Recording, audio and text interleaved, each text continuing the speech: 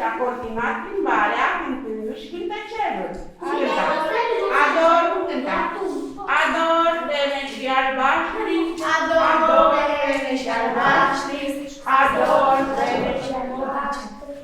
Oh, nu! Pita călcata cu într-o mare baltă de noroi.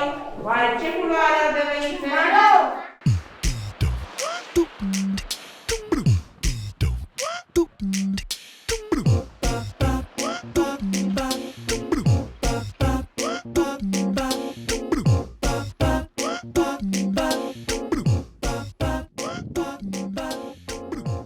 Mă numesc Marius Curpan și sunt inițiatorul proiectului și executantul, unul dintre executanți.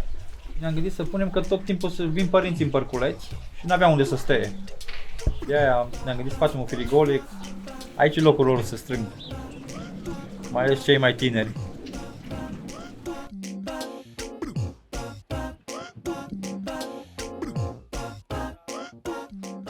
Îmi place mult ce s-au băgat să facă.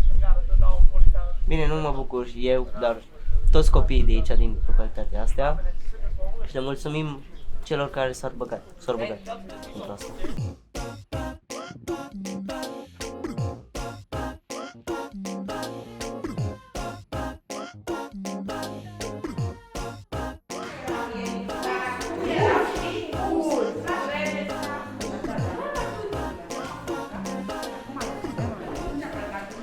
Copiii sunt la fel ca și ceilalți copii. Sunt veseli, deschiși, voluntari, am primit și lecții de viață de la ei, în sensul că i-am întrebat, nu vă e frig, nu ne e frig niciodată, noi suntem copii din colonie. Cred că pentru fiecare dintre noi vine momentul să întorci din ceea ce ai primit. Și unde poți să întorci decât acolo unde e cea mai mare nevoie, unde sunt copiii în medii defavorizate.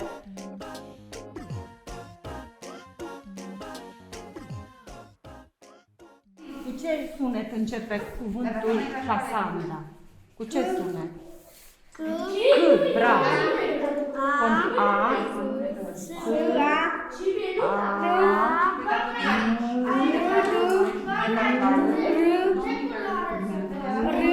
și A. Bravo. O fac în primul rând pentru copii, dar și pentru mine, sufletește.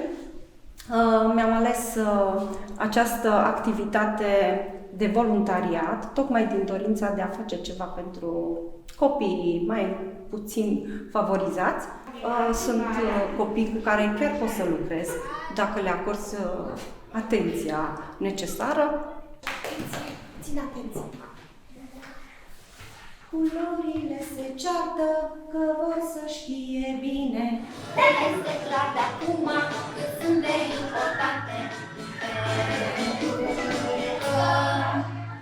Soarele e galben, verde este frunza, cerul e albastru, roșie e buburuza, oranj este polenul, violetă o floare, indigo fructurașul, toate culoare!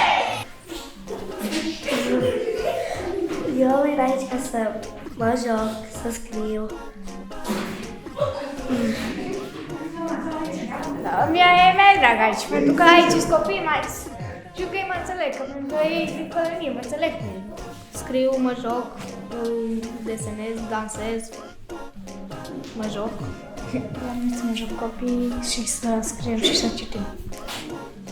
Am venit să desenez, mă cheamă Alina, am 8 ani. Am venit aici să desenez, să cânt și să dansez.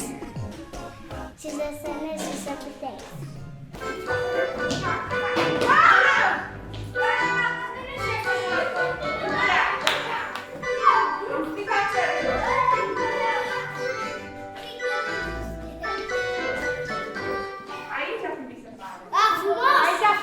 I-am zis că... Cântăm copii și cântăm cu doamnele. Ce? Și scrie!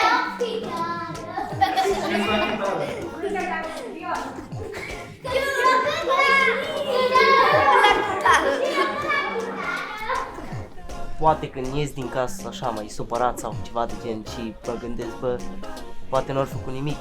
aia din oraș pentru noi sau aia, dar când ies afară și văd ce-au făcut, îmi vine așa un zâmbet. Cred că e un succes acest proiect și dacă s-ar implica mai multe persoane din comunitate, din autoritățile locale, cred că ar avea un succes și ar putea avea pe parcurs mult mai mulți copii activi în acest proiect.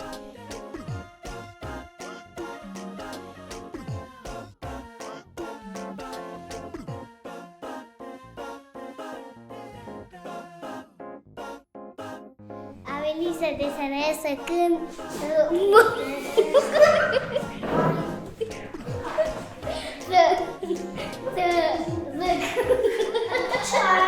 Marina, vorbește ce faci? De râs? să...